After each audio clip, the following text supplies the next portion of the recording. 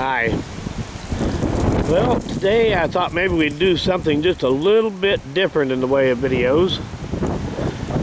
Since Halloween's about here, I thought maybe we'd do a little Halloween video. This is Mars Hill Church. Supposedly one of the most haunted places in Iowa.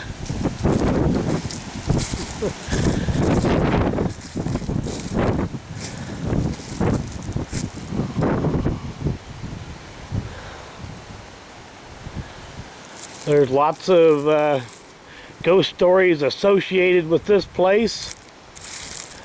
And everybody likes a good ghost story. Now, supposedly this place was a stop on the Underground Railroad before the Civil War.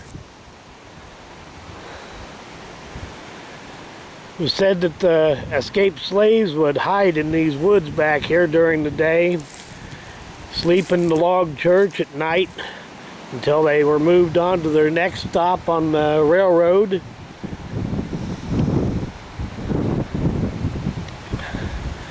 And the ghost stories go that you can see ghosts walking through the cemetery. You can see ghost impressions on the walls of the church. Hear strange sounds from the woods. One story is that there is a bridge. See, I guess it would be just a few miles that away. It's called Crybaby Bridge, where supposedly during the Civil War, when a woman and her child jumped from the bridge and committed suicide because her husband didn't come back from the war. There's even stories of satanic rituals taking place here. But you know, that story about Crybaby Bridge, it's just a little bit difficult to figure out how somebody could have jumped off of that bridge and killed themselves. Oh well, the story also goes that if you cross that bridge, you can hear a baby crying. But kind of hard to figure out how somebody could have jumped off of that bridge right after the Civil War, since that bridge and that road didn't exist until the 1930s. And like I said, everybody likes a good ghost story, but it's important to remember they are just stories. Matter of fact, none of these ghost stories are even that old.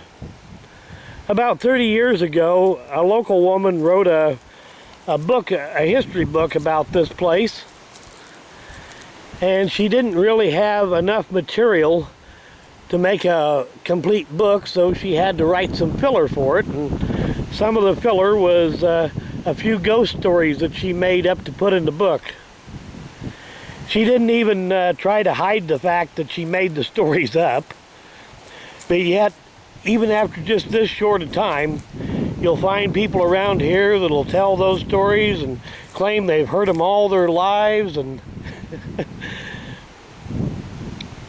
this place has been a site of a lot of vandalism over the years, but that's nothing supernatural about that.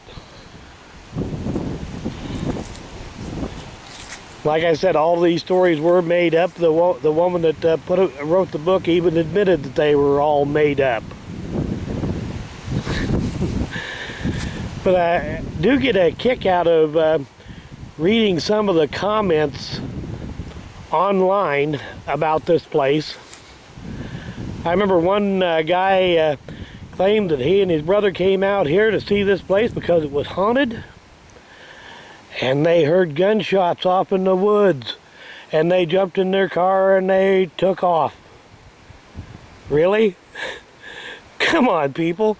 Hearing gunshots out in the woods in rural Iowa, that's like saying you heard car horns in the city. You'd never even hardly notice. Another woman wrote that coming out here, these woods felt just oppressive, dark, and what have you, and just spooky as hell. Well, you know, if you go out looking for something spooky and you don't find it, odds are your imagination is going to create it for you. I've been coming out here for basically all my life. A lot of family on my mother's side is actually buried here. And anyway, the spookiest thing you're ever going to find in these woods is people like me that like to hunt and hike in them. And personally, I just never thought that I was all that scary. Guess I could be wrong about that, though. And I just get a kick out of some of those stories. Matter of fact, one thing I could show you here, we do have a Medal of Honor recipient buried here someplace. Oh yeah, right here. John Donaldson. Actually supposed to be a distant relative of mine.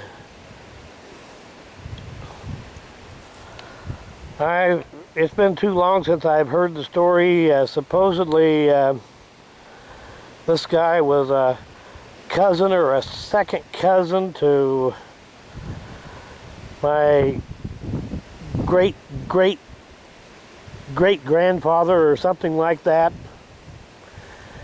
Too long since I heard the story, and I don't really remember it all that well. And you know, when you're a kid, you don't listen to stuff like that, and later on in life you wish you had.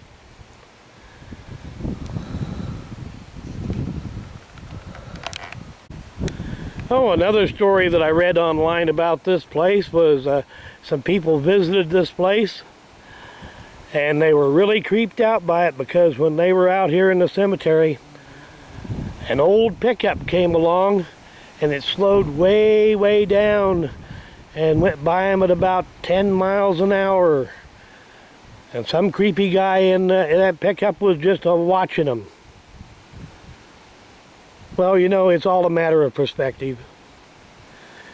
You're on a very lonely country road that's seldom used except by people that actually live on it. And you're in a place that's been known to be vandalized. Somebody comes by and sees a strange vehicle here, of course they're going to slow down and look you over. What would be weird is if they wasn't, if they just drove on by and ignored you. So the guy was just checking them out to see what they were up to, and apparently since he drove on by, he decided they were all right. But like I said, when you go looking for something spooky and you don't find it, odds are your imagination will create it for you. And that's all these ghost stories are. Just stories. But I thought it'd make a good little Halloween video. Kind of debunk some of the stories. You know, everybody likes a ghost story, but they are nothing but stories.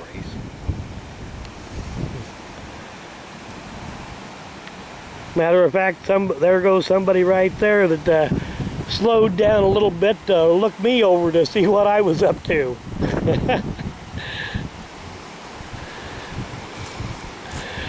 Well, hope you enjoyed the Halloween ghost stories of Mars Hill. I guess one more historical fact about this place is that supposedly this is still the oldest log church west of the Mississippi River that's still used. Now, still in use is kind of a relative term, since they have a service here once a year. Well, thanks for watching.